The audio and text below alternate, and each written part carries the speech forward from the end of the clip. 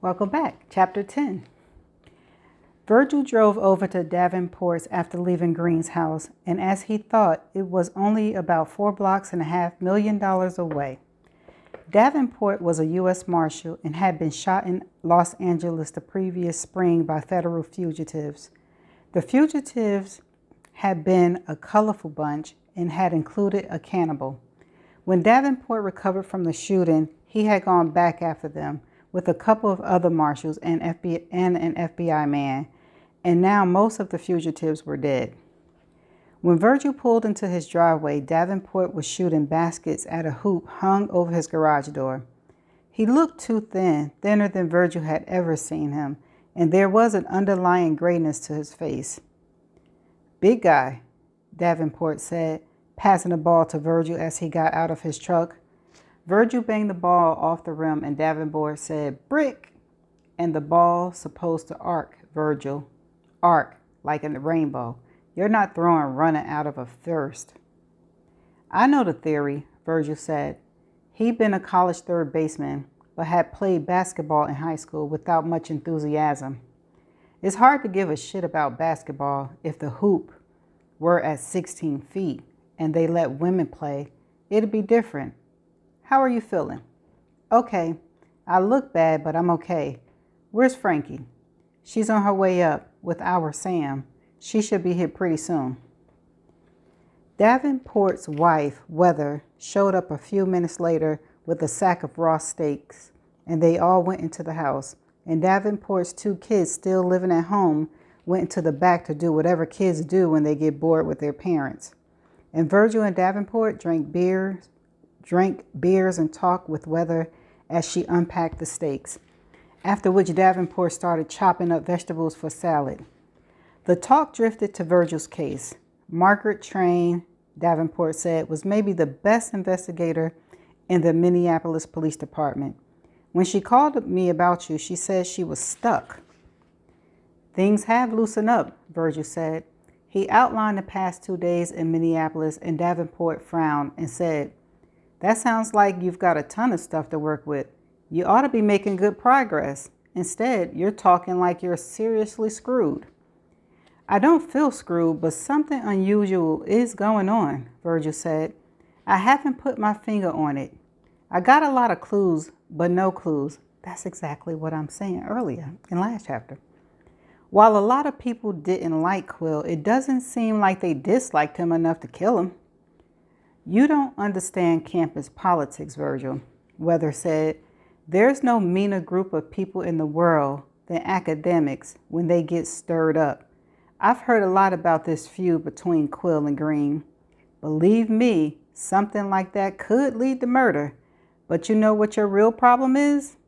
"You're about to tell me?" Virgil said. "Yes, your real problem is all the people you're dealing with are really, really smart." "Good point," Weather said. She was a plastic and microsurgeon and on staff at the University of Minnesota Hospital, among others. If this wasn't a spontaneous murder, if the killer planned it, then you're going to have a hard time catching him, and even harder time convicting him. I bet he set himself up with an alibi, and it'll be hard to break, maybe impossible." Virgil said, "There's no prints, no DNA, no nothing. You're right about the killer being smart. It doesn't feel planned, though.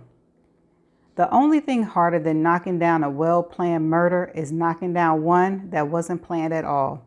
If it's totally unplanned and the killer gets past that first day, then it gets tough. For example, I can't see Virgil's guy planning to use a laptop as a murder weapon," Davenport said.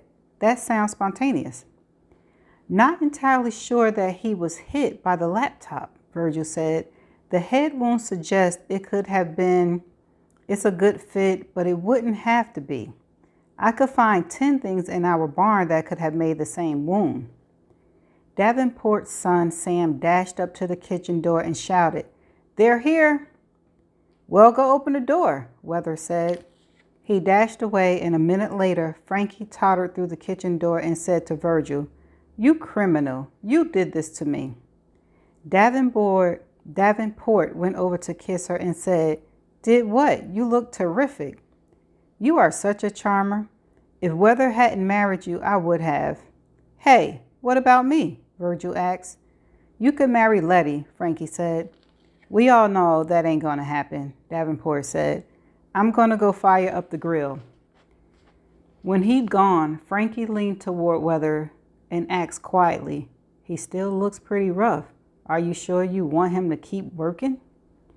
"No, but Lucas is going to do what Lucas is going to do. It's always been that way. I can slow him down most of the time when he's planning to do something crazy, but not all the time. This time, I can't." "Can't what?" Davenport asked, returning to the kitchen looking for a can of briquette starter. "Can't wait for the babies to show up," Weather says. "I want to see what the fucking Flowers does with his dadhood." They didn't talk about Davenport anymore or about the shootings in LA and Vegas. Davenport did mention that he stopped to talk to his adopted daughter Letty at Stanford before he went to Los Angeles. She was about to graduate and was deciding between a hot job offer or an economics scholarship at Yale. "Virgil, did she ask about me? If she does, you could tell her I'm taken, for the time being anyway." "Don't start," Davenport said. They ate steaks, and Davenport's son Sam and Frankie's son, also a Sam, roughed house around the yard and shouted a few off-color words and were corrected in a desultory way. The adults talked about everything but crime, and toward the end of the evening, a U.S. Senator called Davenport to say that he was needed for a confidential job in Washington. The Senate gave Virgil a hard time for a few minutes. While governor, he'd been involved with when Virgil purchased his boat, then signed off after Davenport promised to call him the next day. At 10 o'clock, Frankie followed Virgil and Sam out of Davenport's driveway. Frankie and Virgil both had hands-free phone linked in their vehicle, and they raked over the details of Virgil's case as they drove, finally giving up as they pulled into the barnyard. Sam got out of the truck, and Honus, the yellow dog, who'd been sleeping on the porch, ambled over in the dark to meet him. "Don't be going online," Frankie said to her son.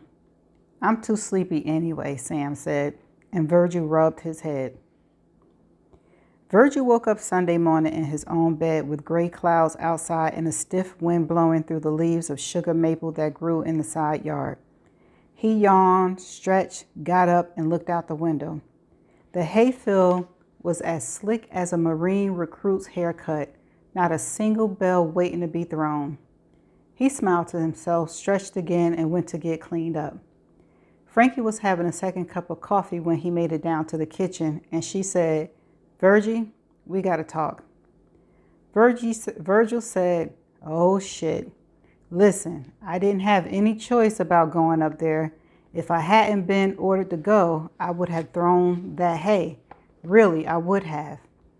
No, I'm not talking about the hay. I want to tell you I enjoyed myself last night, but I'm getting pretty lumpy. We might have to go easy on the more vigorous sex until the kids get here." "Oh, Jesus. Why didn't you say something?" Virgil asked. "I'd never hurt you. We're not quite there yet. You didn't hurt me, and I enjoyed the heck out of myself," she said. "I'm not saying that the sex has to stop. We'll have to go to, alternatives." "I'm up for that," Virgil said. "Anytime, any place. Well, almost any place. The roof of the barn wouldn't be good. You'd probably roll off." "Thanks. Anyway, I figured you'd be cooperative." "Gotcha. We can start working on alternatives tonight," Virgil said, "or this afternoon, if I don't have to do something with hay." "Barn's full of hay. There won't be any hay next year, so you're in the clear. We're 4 years into the alfalfa. Now, we need to kill it off. Rolf wants to rotate in some corn." She went on like that for a while, and Virgil heard 4 years, Rolf, as well as alfalfa, corn, and a couple of other agricultural words. And when he realized she finished talking, he said, "You know what you're doing. I can't advise you, except." "You're going to advise me now?" she said. "Yeah, I'll advise you that next spring you're going to have 2 new kids and not a hell of a lot of time to do farm work or architectural salvage. I've got to keep working to bring in the cash. Maybe it's time to ease off on the farming and the salvage. Take a break or make a deal with Ralph. He does it all. He gets it all. He could use the money. That'll keep the company going." "I hate it when you talk sense." "I'm not often accused of doing that," Virgil said. "Anyway, what are we doing today?" "We could start by going down to Fleet Farm. I need 2 fence posts and some reflector buttons." They spent the late morning rolling around Mankato, running errands, stopped at Palgali's Pizza for lunch, and at the riverfront of Heval's, where they spent $100 on food that would hold them for maybe 3 days. Frankie talked about getting a couple of quarter horses so the kids will grow up with horses, in addition to Honus the yellow dog and the chicken. "If we got horses, we'd have to build a stable," Virgil said. "I've got the materials from the salvage operation. Rolf says he can get Lonnie Marks to pour the foundation at cost, and then you 2 could build it. Easy, post and beam. I'm thinking 6 stalls, a tack room, storage for concentration, a loft for the hay. I'm not thinking we do it in the next 15 minutes. Maybe start it next spring. Finish it a year later. The only thing that would be expensive are the rubber mats I'd want to put down on the concrete." "Who shovels the horse shit?" Virgil asked. "Well, I mean, you know." "That's what I thought," Virgil said, but he liked the idea of horses. The image of himself galloping across the prairie. "We can talk about it." On the way home, they were silent, preoccupied by different thoughts. For the first time in his life, Virgil had responsibilities that he couldn't walk away from. 2 kids on the way, a woman he wanted to marry, and eventually he thought Shirley would. That was not exactly what he seen coming. When he was in the army in the Balkans, he'd taken a couple of leaves in Europe. He somehow imagined a riding life on one of the coasts, with frequent visits to Paris, his favorite big city. Not happening. He was a cop living on the Midwestern farm well outside a small city. Still, he thought, he had the writing. He was doing a dozen articles a year for a variety of magazines, had been published in Vanity Fair and the New York Times Magazine, and was edged into something new. He hadn't talked to Frankie about it, but he had 3 chapters of a novel in his writing drawer and was working on it regularly, so much so that he begged off a musky fishing trip to Canada with his old friend Johnson Johnson to keep it going. That afternoon, Virgil did chores, including pulling out 2 old rusty posts at the driveway entrance and replacing them with 2 new wooden posts and mounting reflectors on them. That done, he spent 3 hours at his writing desk, sending out query letters to magazines about article assignments and working on the novel. That evening, they caught a movie beam down from the satellite. Then, just before dark, went for a walk. The night was quiet except for the random cricket. The sky had cleared out in the afternoon and the wind had dropped to nothing. Virgil could smell the hayfield, and overhead, the stars were so close they could almost be touched. "Is there anywhere better than Minnesota in the summer?" Virgil asked. "There isn't," Frankie said, "unless you're dead in the library." And that's the end of chapter 10. Not too much about this chapter except to showcase the life of Virgil and his woman who is pregnant and they have rough sex.